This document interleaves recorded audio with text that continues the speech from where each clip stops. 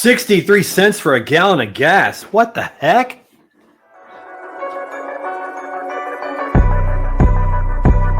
What's up, everybody? Hey, everybody. What's up, everybody? And welcome to another episode of Standing Out.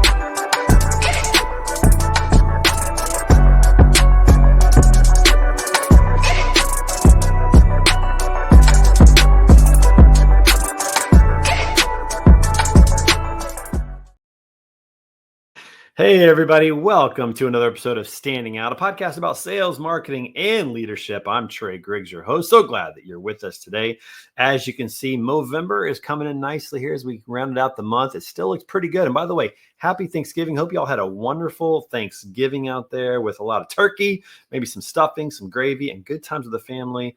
So hope you had a great time with that as well. As we get the show started today, a couple of announcements to make as we get started. First of all, the Broker Carrier Summit is in full effect. We got the Indy show coming up in April 28th through May 2nd in Indianapolis. It's going to be phenomenal. You can sign up for that right now by going to brokercarriersummit.com. But most importantly, it is coming to a city near you in 2025. We've got some local meetups, 12 of them to be exact. We're going to be coming to cities that don't normally get to have the summit in person because we want to meet you right where you're at. We got the first 3 cities announced. We got Las Vegas, Nevada, Palm Springs, California, and Louisville, Kentucky. We'll have those dates locked in here in just a few weeks, if not already. So be on the lookout for that. That's going to be starting in mid to late January. It's going to be a lot of fun to meet some brokers and carriers out there and get to know who they are. If you're in that ballpark, keep your eyes open. We'll be out there shortly. Also, before we get started today, got to give a shout out to our sponsor, Sales-CRM, my buddy Josh Lyles, building a great product. Listen, not all CRMs are created equal, folks, especially when most of them were not created with your freight brokerage in mind. If you're a freight broker, you got to check this out. Sales-CRM, built by freight brokers, exclusively for freight brokers. So be sure to visit sales-crm.com, get a demo, sign up. You can also learn about it from our website, betaconsultinggroup.com/standing-out. You can request a demo right there and be sure to give Josh a little bit of love. Phenomenal product over there. The freight brokers that are using it right now, nothing but love, man. They absolutely love what he's building because it's built for them. Josh is a former freight broker. He knows exactly how it works. So make sure that if you're a freight broker and you need a CRM, that you check out Josh over at Sales-CRM. All right. It is time to bring our guest onto the show today. I've known this guy for quite a while now on LinkedIn and specifically working with him, partnering with him on some opportunities over the past year and a half, something like that. And just a really great dude. So please give it up, my good friend, the founder of Exploding Leads, David Klasser. God say that he on the throne. God say that he bring me home. Yeah. God say that his grace atones. All right, so we got to let this play just a little bit, my friend. Just a little bit, we got to play. If God say it, I'ma do it. Ain't no question, I'ma do it. Take the knife, prep the sacrifice. Okay, notice this. That is. Okay. For people who are listening right now, that song, you may not have heard it before, possibly. Maybe you have. I don't know. But no this one is has David ever Klasser. This is David Klasser rapping his own song. You got a whole album. I did not know this. How have you kept this from me for so long? Any way I can get another white dude out there in the world to rap semi good is my goal. I like to keep it under wraps because I'm somewhat embarrassed of it, but I'm also really proud of it at the same time. Embarrassed? I actually think that song is a banger. I actually like that song a lot. And I don't know if you know this or not, but I secretly want to be a rapper as well. I mean, you probably don't know this, but my karaoke go-to song is Humpty Dance by Digital Underground from the 90s. Because I still have all the lyrics in my head. I still know them all from the 90s. So I love rap music as well, man. I'm with you. We should collaborate is what I'm thinking. I don't know. You know, maybe we could do a little rap battle or something like that. I could teach you some stuff and we could do one of those fun rap battles. Rap battle, maybe some collab piece, like we could have fun with this, my friend. This could be a good time. We have to figure that out. Absolutely. We have to figure that out for sure. So, all right, man, good to have you on the show. It's been a long time coming. I've known you for quite a while on LinkedIn. We really connected, I think, a year and a half ago, started talking a little bit more and started to learn about what you were working on, what you're doing with Exploding Leads. And before we get into that, we have to also mention you're a new dad. I mean, relatively new. You're 6 months in, and that's pretty exciting. So love to hear that. Your little daughter, Blue, look at this. Oh, so cute. I just love that. That's awesome, man. And I mean, the look on your face there, I think, is like the inner joy that every parent feels when they have a child, especially for the first time, man. What's it been like being a dad, man?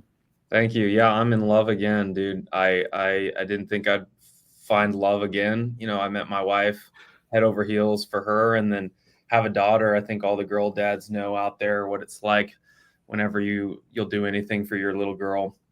I was talking with my wife, and she was like, hey, what type of dad are you going to be? And I said, well, if she wants Stanley mugs or 20 of them, I'm going to buy 20 of them. Like, it's just going to happen. So I think a lot of girl dads out there will vibe with me in that. So I'm just in love again, and I'm so thankful to God that he brought this little girl to our life. It changes everything. And you're absolutely right, man. You'll do anything. Like, I think about my kids, they want to ride horses. I'm like, okay, I'll figure that out. They want to dance. I'll figure that out. My daughter just turned 16, and she has a car now. It's my old car, but it's like, it's funny when I owned the car and I drove the car, I'd go to the mechanic and they'd say, hey, you need a new this or new that. And I'm like, I think I'm okay. But when I went to the mechanic for my daughter to get the car ready for her, I said, I need to know everything that's wrong with this car, and whatever it is, we're fixing it. And I think I dropped like $1,500 fixing stuff that I never would have fixed if it was just me driving it. But when you have a daughter or son, when you love somebody that much, you really will do anything, sometimes even crazy stuff, because it's just, it's so wonderful. So congratulations, my friend. Girl dad in the house. Let's go. Girl dad. Are you guys planning on having more? Lord willing, if yeah, God gives us some, we're going to stay chill, stay, calm right now, just for a couple months, maybe a year or two, and then we'll see where it goes from now. We're still getting back to the whole sleep routine. So once that happens, we'll probably forget about all the hard times and then say, let's do it again. 100%. That's exactly right. We were at 13 months and we're like, let's have another one. So I know exactly the feeling with that. Well, girl dad is special. I had a friend of mine tell me that real men have daughters. So congratulations, my friend. You qualify. We're in the group together. Whether you have sons or daughters in the future, you are now what my friend would call a real man, because you got daughters. So anyways, all good stuff, my friend. All right, let's talk about your career a little bit. Let's get into this. You're currently a founder of Exploding Leads. We're going to get into that in a little bit. Tell me about your career arc. How did this all begin? Did you think you'd be in this place? And what led to you starting Exploding Leads? Yeah, thank you. So a quick little summary. It all started back when I started my own lawn business, the typical entrepreneurial feel and vibe. Thanks to my mom. My mom is a saleswoman, really great saleswoman. She's sold anything from furniture to candles to cleaning supplies. And actually throughout her career, she's amassed $4.5 million in sales from her cleaning supplies business with a team of 30. And so throughout my high school career, I really learned from her. On the flip side, my dad is a professor. He teaches Old Testament Hebrew. He's an author. Not super big as far as nationally goes, but he's done some really cool things. And so that was my upbringing. And from that, I really learned the entrepreneurship journey from my mom, which I'm very thankful for, and how to sell and how to market. So I took on a early interest in marketing throughout high school, started doing some side business websites, marketing, copywriting. Worked for a lot of different businesses, did videography, photography, anything I can get my hands on. And so throughout college, I started doing that more along with getting my marketing degree. And after college, I really just knew my path, which was to get a marketing job, to grow as fast as possible, to rise in the ranks as much as I could, and then to finally start my own business after that. So I've always known what I've wanted to do. I've been had the pleasure to work for a $400 million company, for a $52 million company, for a $92 million company, being their marketing director, leading those charges, working with multiple salespeople and leading sales teams. And then that led me to create Exploding Leads a couple of years after I had that wonderful experience. Yeah. And I think that, gosh, I want to go back. It was probably when you were at Linco Supply Chain that we probably first connected. I remember that was a company that I was calling on back in the day, for some different products I was selling throughout the industry. But it's neat to see your journey arc. And I think it was about a year and a half ago that you reached out and said, hey, I'm working on something. What do you think? And we had a conversation, and that conversation led to us talking about email marketing and specifically Exploding Leads. So talk for a moment about Exploding Leads, and let's jump in a little bit and spend our time talking about email marketing. Sure. So let me explain to you why they call me the pipeline poppy. I am a poppy. That's what my daughter calls me, even though she can't talk yet because she's 6 months old. But my wife calls me Poppy.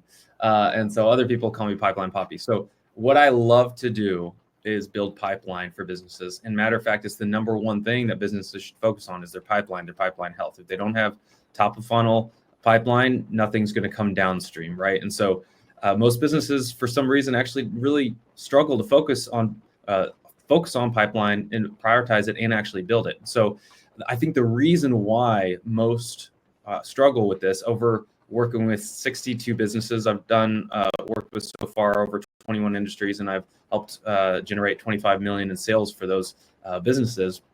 The number one reason I found why they can't build pipeline is businesses don't know how to sell. And in fact, they're selling the wrong thing, and it's burning leads and it's costing them sales. They typically sell the wrong thing to the wrong people, relying on outdated tactics that treat every lead like they're ready to buy, right? I don't know if you can relate, or most of the people listening here, we've been sold to before and we don't like it. And even when we're ready to buy, possibly, sometimes we still don't like being sold to in the way that most salespeople are selling. And I call that pushy Pete mode. Most businesses are pushy Pete-ing people, which is old-fashioned sales tactics like, hey, a firm handshake, a close at any cost mentality. Hey, can I have 15 minutes of your time, right? Really like a commission breath type of style. And this type of sales is costing them because only 3%, max 5% of any given audience that we sell to, that includes myself, you, and anyone listening here, only 3 to 5% are ready to buy right now. That's statistically proven, okay? And it might be 10, but still that's only 10 less percent of people who are ready to buy right now. So that means 90 to 97% are not ready to buy. They're in different stages. And so when they get a sales cold call, cold email, when they have a pushy salesman trying to close them, that's off-putting immediately. And so most buyers, 97%, I say, don't want to be pushed. They want to be sold to in the way that they want to be sold, which is they explore, they research, they decide on their own time how to move up what I call the buyer readiness pyramid, right? And so a brand needs to guide them through that buyer readiness pyramid, the different stages. And I talk about that if you want, the 97%. And you have to nurture them. You have to educate them. You have to get their permission to reach out to them in the first place, right?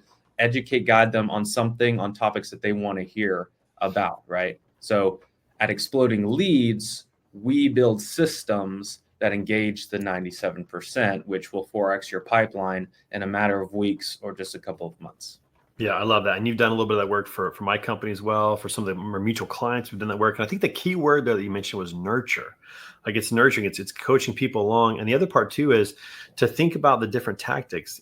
I think about our recent presidential election, as they dissected that over the past month of what happened.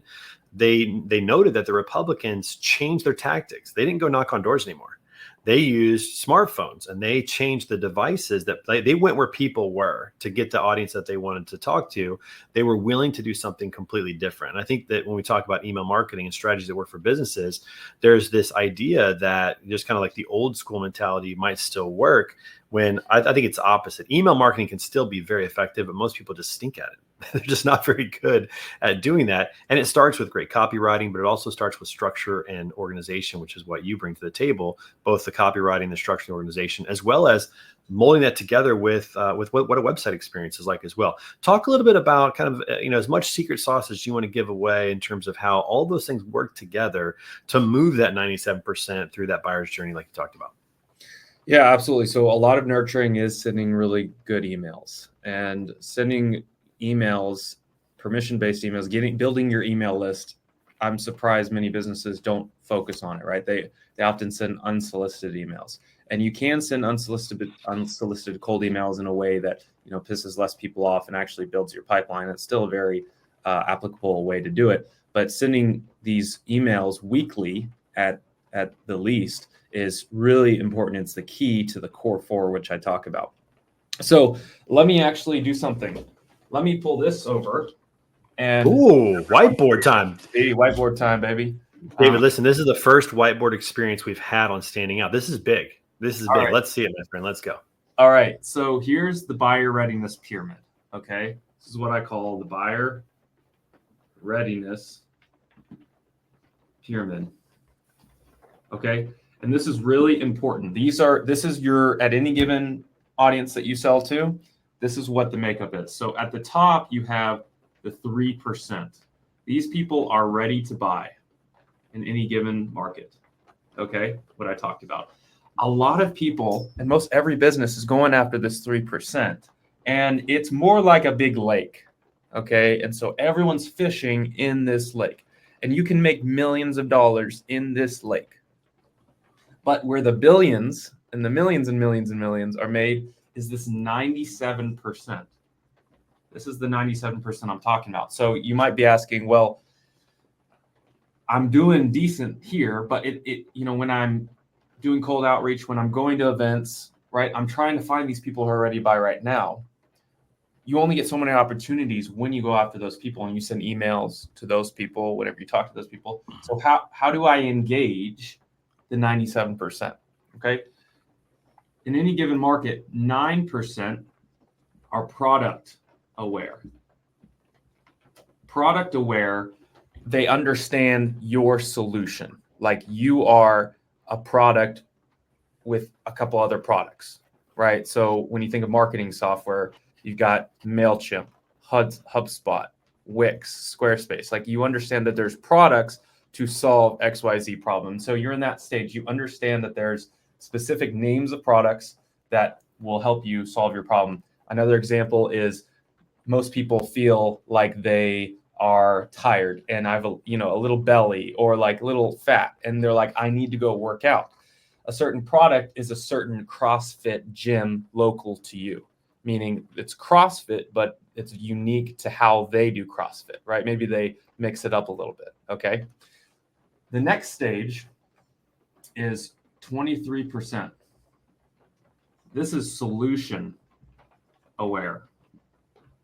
Solution aware would be CrossFit, like the category of CrossFit or jiu-jitsu or the traditional gym, right? It's a solution. It's a category of how to. So this would be email marketing, right? It's not the product. It's not the, kit.com. It's the solution.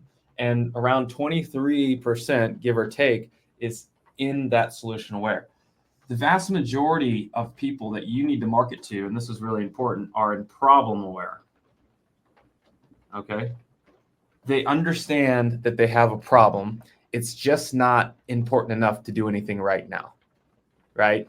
And that's why you hear marketers and salespeople say, agitate the problem, because that will get people to move up to find a solution or quickly a product that will solve that problem. And so most of your audience, 40%, give or take, is right here. So this is the key. And then you have around 25%, something like that, who are in unaware. Okay. They just have no idea that their hair is on fire. They have no flipping idea. All right.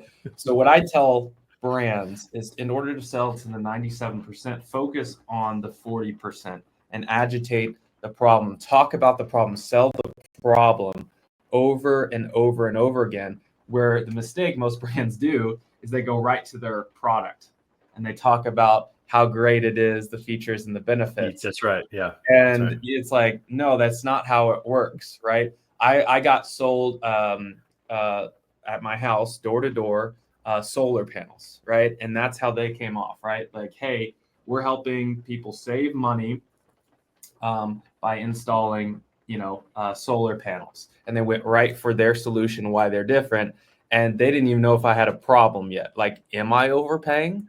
Is it a big deal? Do I even care if I'm overpaying?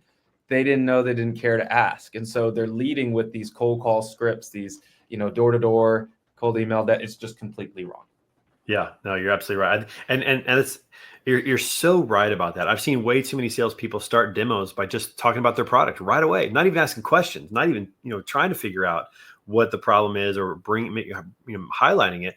And this is why you and I are story brand, people, because that's the big part of story brand is you talk about the problem. The moment you stop talking about the problem, you lose the audience, you lose them. It's the reason why cable news is so popular and news in general, because you don't turn on the news to find out what went well that day. You turn on the news to find out what blew up, and that's what people want to see and want to hear. So I think that is so spot on, man. Let me add to this. So one way, practical way to sell to the 40% okay, or the 97% is offering what StoryBrand and Donald Miller communicates well, which is a lead magnet or a lead generator. Okay. And again, this is something that most businesses do not do. It's offering them something of value in exchange for someone's contact information. So a way that this plays out a lot of times is someone goes to your website, right? The only thing for them to do is to buy something most of the time, right? To learn, it's a sales page. Great. But if we take this proven number in effect, 97%, even if it's 80%, like even if it's wrong, a lot of people coming to your website are not ready to buy right now, but they do want something solved, or they want to be educated. They want to have be enlightened about something. They have many problems. And so what you can do is have a pop-up or something on the homepage where it's like, hey, here's something that we want to give you, a template, a checklist, an assessment that helps you understand where you're at, or whatever, a buyer's guide even, and in exchange for your contact information. A lot of brands don't do that. And so they don't know how to engage leads that are coming to their website. And most are just bouncing and never returning. That's money that you're spending, wasting dollars that are coming to your website and just leaving. Whereas if you just were to do something really simple, A/B test some things, have a pop-up. I know most people don't like pop-ups, but newsflash, it works if you do it right. And if you do that, you could get an extra 20 to 100 leads a month that say, raise their hand and say, yes, I want to hear from you, but also, yes, I want this free resource, this something that's actually going to help me. Not some silly stupid, sales pitch, a white paper, something like that, something of true value. And so that's what I do. Part of what I do is I help you build your email list that way, get qualified leads, and then nurture them through email, and make sure that you're reaching out to your audience weekly so you stay in touch. And as they go up the buyer readiness pyramid, you're always there, whether you manufacture it yourself, like you push them towards that, right? Buying now, because you can like ethically hypnotize them to move up the pyramid. Or whenever they're ready, you'll always be there. Yeah. And I'm one of those persons. I hate pop-ups. Like I hate pop-ups. I don't like them at all. But if it's a good pop-up, meaning it has a good message, a quick message that speaks to a problem that I have, if it touches a nerve on a problem I have, those are the ones that I'll at least consider. And I think that's also part of it too, is you can do all of these things, David, but if you don't have good messaging, then a lot of it falls on deaf ears. You have to be in tune with what your customers not only are feeling, but how they're talking about it, how they're thinking about it, the words that they use, the messaging. It's critical. I always say that great sales and marketing starts with great messaging. And without that, a lot of times it falls on deaf ears. Talk a little bit about that from not only you've got the structure, you've got the system in place. We just talked about that, but the messaging has to meet as well. Talk about that. Yeah, you're a messaging guy too, right? So I'm preaching to the choir here, but messaging is the foundation. I have this saying: if you communicate the right message to the right audience through quality content, you'll win every time. So the right message to the right audience through quality content, you'll win every time. Meaning content could be literally be anything, cold call scripts, it doesn't have to be like, social posts or something weird like that. So whenever you communicate the right message in a simple way, it does wonders. Let me give you an example of a great message that resonates and stands out. Because a lot of times messaging and positioning, I just lump it together. If you want a great positioning book, by the way, you should read Sales Pitch by April Dumford. And then, of course, a good messaging book, StoryBrand by Donald Miller. But what messaging and positioning does is it makes a certain audience realize how important you are in their minds and how differentiated you are in the market. It like positions you from your competitors. And from the buyer standpoint, they're different options. So I'm a buyer. I have different options to get XYZ job done, right? I need a job done. And a lot of times I'm in a problem where like I understand it's a problem. And so maybe I just don't even do the job, right? I don't even fix the problem. But sometimes when something big happens, then I'm like, okay, I need to fix this problem. So I have a job to be done. And so I need to understand the lay of the land. Okay. So messaging and positioning helps your buyers understand where you are in the market landscape. I call it the battlefront, right? I'm exploding leads. I have a battle plan that I create, strategy for my clients, very, military thing, but it's the battlefront. Like, where are you in the scope and the landscape for the buyer. Like, so they can, one awesome example is a company that has NASA inspired bed sheets. Okay. NASA inspired bed sheets. Okay. And it's a brand called Miracle Brand. And so that's a unique angle, a differentiator that makes them stand out.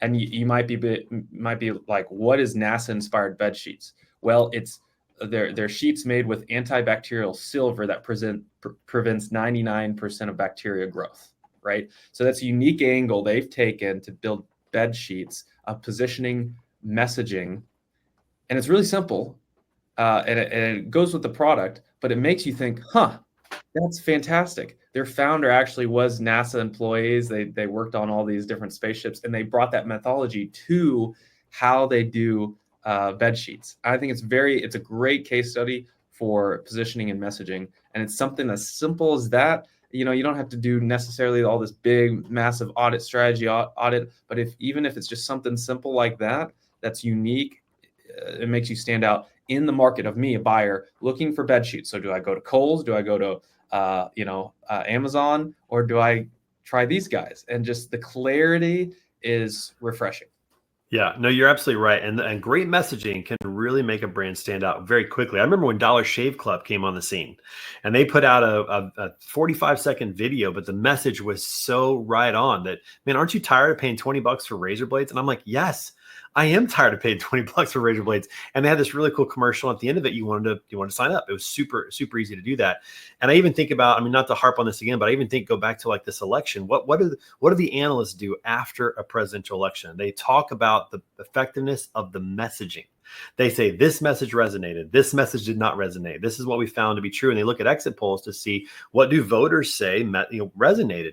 And it comes back to that. And so messaging works in politics. It works in business. It works everywhere. Great messaging gets people to move, gets people to do things. And I think it's incredibly powerful. I mean, I'll say something to that. Yeah, I mean, love him or hate him, Donald Trump has a great message: "Make America Great Again." Right? And simple, easy to understand, and over again. Yep. All these other candidates that have come through, they don't have as clear of a message, right? You know, I'm with her, or she's got this.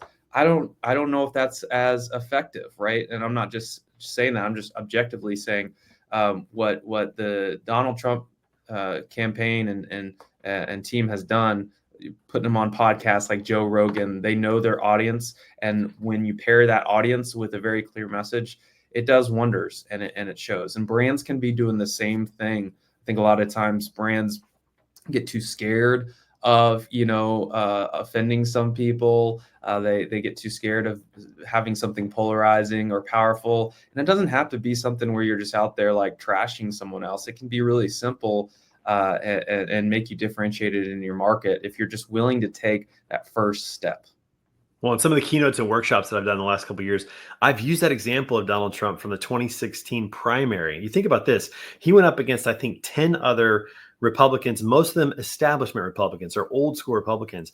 And if you were to say, hey, what was Jeb Bush's message? You can't remember it. You know, what was Marco Rubio's message? Well, you could go through the list of candidates. If you say what was Donald Trump's message, everybody knows, make America great again. I mean, that was just such a great marketing ploy because it hit home. It resonated with people. It was simple. It was easy to understand.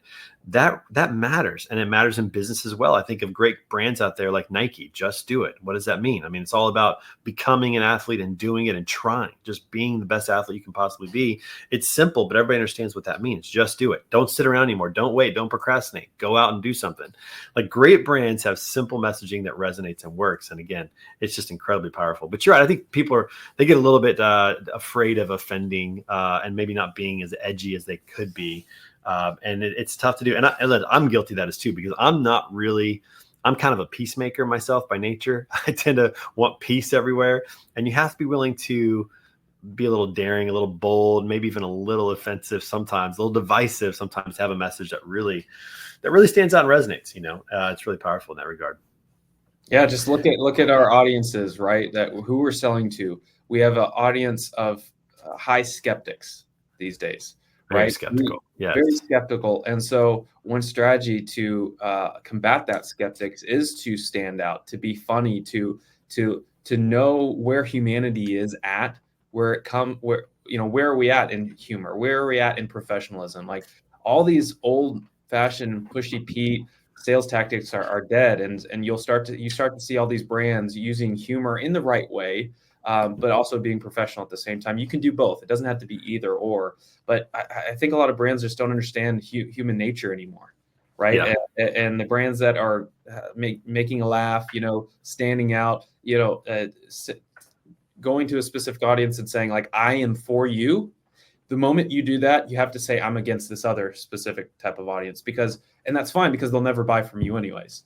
The deeper you dig your hole and plant your flag, the more money you will make, and you will build a tribe, and it's going to make you a lot of money. Yeah, there's so much more we could talk about this, my friend. We'll have to have you back on, but before, because we gotta move on to our next thing, which is we got to play a fun game. All right, and we like to have fun on the show from time to time. So today we're playing a game called Wavelength.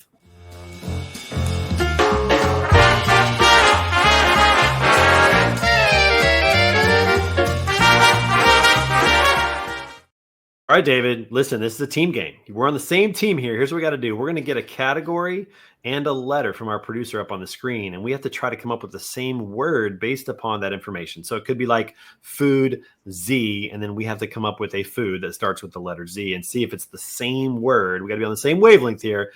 We'll see how we can do. Listen, most of the time, 3 out of 5 is a winning score. All right. So if we get at least 3, man, we're in good shape. If we get 4, like we're superstars. All right. So here we go. Let's see what we can do. You got to have your notepad, your pen. Here we go. Animals that start with the letter T. An animal that starts with the letter T. Oh man, I tend to blank sometimes. I can hear you writing. Okay. All right. Here we go. 3, 2, 1. Turtle. Oh, Tiger. Man. Okay, so see that. What does that tell us about our spiritual animal or whatever? Well, I find that sometimes when these come up, I blank. I kind of like, there's a lot of tortoise, tiger, turtle. I can name them now, but at first I'm like, which one is it? Tiger was definitely a better one. I don't know why I went turtle. All right, here we go. Number 2, we're 0 for 1. Number 2, U.S. cities that start with A. U.S. cities that start with A.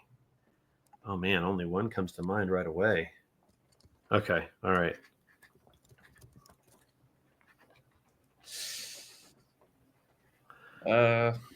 Okay, all right. I don't know about this. Got it. I'm pretty sure I didn't spell it correctly. Here we go. 3, 2, 1. Albuquerque. Atlanta. See, what am I thinking? What am I doing? What am I doing? What am I doing? Thinks of Albuquerque. Who thinks of Albuquerque? But Atlanta didn't pop up in my head. This is a tough game. All right, okay, so we're 0 for 2. We got to get the next 3. Here we go. A pop artist that starts with S. Oh gosh, this is terrible. I'm thinking of some, but I know these are not what you're thinking of. I know these are not what you're thinking of. We were born in different times. Slightly, but even that doesn't even matter. I'm thinking of just weird ones that just don't even matter. Okay, all right. Here we go. Who knows? Maybe we'll get this one right. All right, we'll see. I doubt you. Hold on. So think about who I'm married to. Okay, all right. I think we might actually be on the same page here. I don't know. I don't know. Might. All right, okay. 3, 2, 1. Shakura. Let's go. Let's go. We did it. You say Shakura? Shakira. Yeah, I spelled it with a U, but that's okay. Say, hey, that one counts, my friend. Okay. 1 for 3. Let's go. We can't get cities that start with an A, but we got pop stars. All right. Things found at the beach that starts with a K. Oh, it came right into my head. Okay, here we go. Things found at the beach that start with a K. Mm-hmm. Think of the beach. Think of what happens. Think of what the weather's like. Think of it's sometimes windy. Okay, got it. All right, here we go. You ready? 3, 2, 1. Kite. Let's go. Let's go. All right. That's 2 for 4. Here we go. That's 2 for 4. We're going to count that one. All right. Last one. Here we go. Last one. Let's see if we can do this, Dave. We get superheroes that start with a W. Okay. All right. Got it. That one was easy. Well, we'll see if it's easy. All right. Here we go. 3, 2, 1. Wonder Woman. Yes. Let's go. Do it. Let's go. 3 out of 5. Congratulations. Dude, that's big. That was a big comeback, dude, because we were 0 for 2. We were down. We were down and out. And that, my friend, is Wavelength. Thanks for playing. That's a good time. All right. Also, we like to have a little fun with a random question of the day. Now, David, listen, this is a question that our producer gets to come up with. I haven't seen it. It could be funny. It could be serious. It could be a good question. It could be a dud. I don't know. Let's see. What do we got? The random question today is, what's the most unusual food you've ever tried? Or, it's a two-parter. What is the most unusual food you would try? So what's the most unusual that you have or would try? You know, my wife will laugh at me. She loves food. I am like, food is just kind of necessary evil. I'll just go like, it distracts from the real thing. But no, I do love food, but I'm a little baby when it comes to, I'm a white boy. I'm a baby. My stomach is like not so, like it can't take food. I think the craziest food, which is not even that crazy, is alligator. That was very interesting. Okay. But when I go down south again to Mexico, which we often go down to, and then we're not just talking Cancun. Like my wife is from Mexico. She was born and raised there. Came here when she's 15 years old. Learned English, all that stuff. I want to try squid. I would prefer that it's actually somewhat alive or like just raw. Interesting. Okay. All right. Very good. Now, I'm with you. I don't try too many wild foods. I remember one time I went to a dinner with some people in Las Vegas one time at a conference, and this meal was like food I'd never even heard of. It was so like all delicacies and stuff. I can't even tell you what it was, but that was weird. But the food that I remember that I tried that I was actually surprised that I liked was when I was down in Colombia, down South America, I tried fried octopus, and that was phenomenal. Like I was actually shocked because I'm not a lobster guy. Lobster to me is too chewy. I like shrimp, but lobster to me is too chewy, and octopus is really close to that. And I thought, I'm not going to like this, but it was less chewy than lobster, and it had a crispy kind of outer shell, how it was cooked. And man, that was, I mean, I would have that.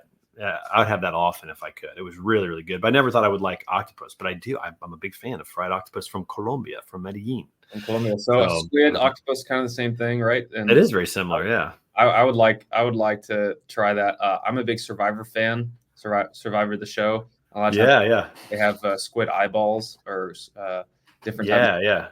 I'd like to try it. I've never wanted to like try like cow tongue or even like liver or brain. Some of these other things that people have, especially delicacies. I've never really wanted. Maybe I did try that in Vegas when I was there. Maybe that's what I had. I don't know. It was pretty bad, but I've never been one to want to try some of that stuff. But from a Survivor perspective, you kind of you're in an interesting place. So it's like in theory, you like the idea of eating these crazy foods, but in reality, you're kind of like meat and potatoes, keep it simple kind of guy. Yes, but when I get opportunity, I will do it. Nice. We'll have to report back and let us know how that went. Hey, David, man, so excited for you to be on the show. How can everybody find you, connect with you, and get to know you? Yeah, you can follow me on LinkedIn, David Klasser, or explodingleads.com. And I'm actually releasing a book here in the next couple of months called Exploding Leads that teaches businesses how to sell to the 97% and fill their pipeline. Love it, dude. Well, hey, listen, you're doing a great job of building your own brand and what you're doing with that and the partnerships that we have with some of the clients we work with. It's a pleasure, my friend. I hope you'll come back and see us again real soon. Thank you. All right. See you, buddy. Hey, come back every Tuesday for a great guest like David Klasser right here on Standing Out. Also, a big thanks to our friends over at supplychainswag.com. Listen, your swag matters. What you send out there with your swag indicates a lot about your company. Is it high quality? Is it well designed? Is it actually functional? Will somebody take it with them on vacation? We make it super easy for you to send swag conveniently to customers, whether it be a driver who moves a good load for you, a new employee that comes on board, a customer that hits a milestone. Super simple, super convenient to do that. So go to supplychainswag.com and look for that. Also, shout out to our friends over at Sales-CRM. And until next time, my friends, remember, stop standing still, start standing out. We'll see you soon.